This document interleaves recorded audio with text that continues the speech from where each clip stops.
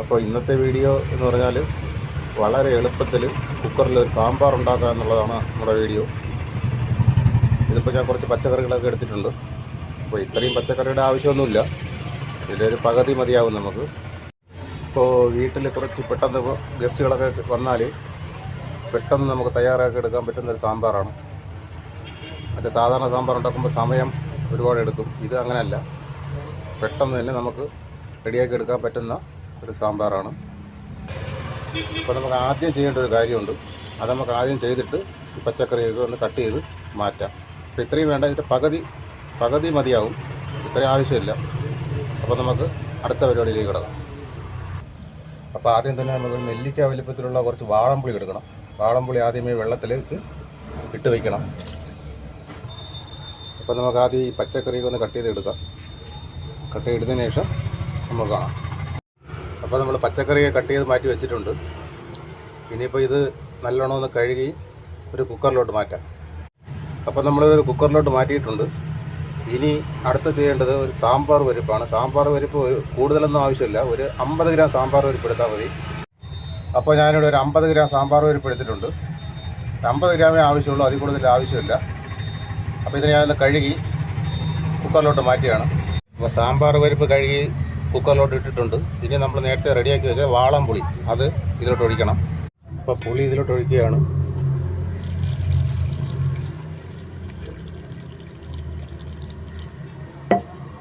ഇനി ഞാൻ ഇതിലോട്ട് ഇടാൻ പോകുന്ന അല്പം മുളക് പൊടിയാണ്.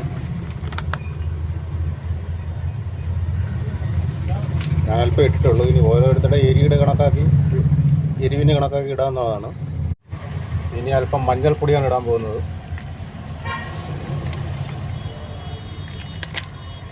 ഇനി ഇതിലോട്ട് അല്പം കായപ്പൊടി ഇട്ട് കൊടുക്കാം. ഇത് കഴിഞ്ഞിട്ട് ഇതിലോട്ട് സാറെ ഉലുവ ഇടുകയാണ്. ഉലുവ പൊടിയല്ല, ഉലുവയാണ്, പൊടിക്കാത്ത ഉലുവയാണ് ഇടുന്നത്.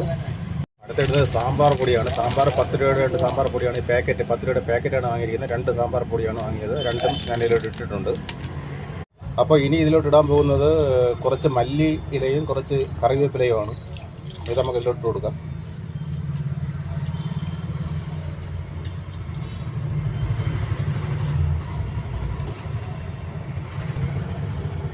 അത് കഴിഞ്ഞ് നമുക്ക് ആവശ്യത്തിന് ഉപ്പ് ഇട്ട് കൊടുക്കാം.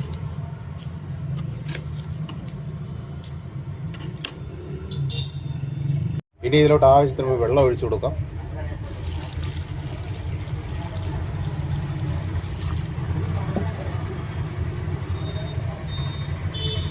അപ്പോൾ ഞാനിതിൽ ആവശ്യത്തിന് വെള്ളം ഒഴിച്ച് കൊടുത്തിട്ടുണ്ട്. ഇനി നമുക്കിതിനെ അടച്ച് അടുപ്പിലേക്ക് വയ്ക്കാം.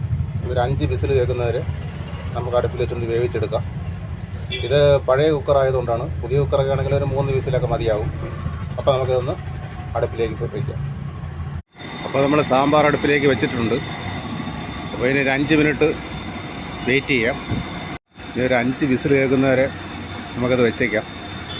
ഇത് പഴയ കുക്കറായതുകൊണ്ടാണ്. പുതിയ കുക്കറാണെങ്കിൽ ഒരു 3 വിസിലൊക്കെ കേട്ടാൽ മതി. പിന്നെ ഇവിടെ ഭയങ്കര നോയ്സ് ആയിരിക്കും.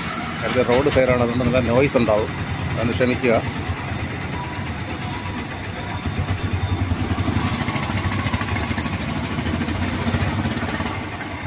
നോയ്സ് വരാനുള്ള ചാൻസ് വളരെ കൂടുതലാണ്. അപ്പോൾ നമുക്ക് 5 വിസിൽ കേൾക്കുന്നതിന് നോക്കിയിട്ട് ഒന്ന് നോക്കാം. അപ്പോൾ നമുക്ക് 5 വിസിലും ആയിട്ടുണ്ട്. ഇനി പ്രഷറൊക്കെ പോയിട്ടൊന്ന് തുറന്ന് നോക്കാം. അങ്ങനെ നമ്മൾ സാമ്പാർ നല്ലോണം വെന്തിട്ടുണ്ട്.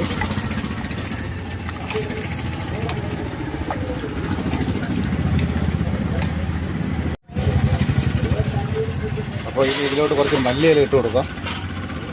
നേരത്തെ ഇട്ടിട്ടുണ്ടായിരുന്നു, ഇപ്പോൾ കുറച്ച് ഇനി ഇട്ട് കൊടുക്കാം.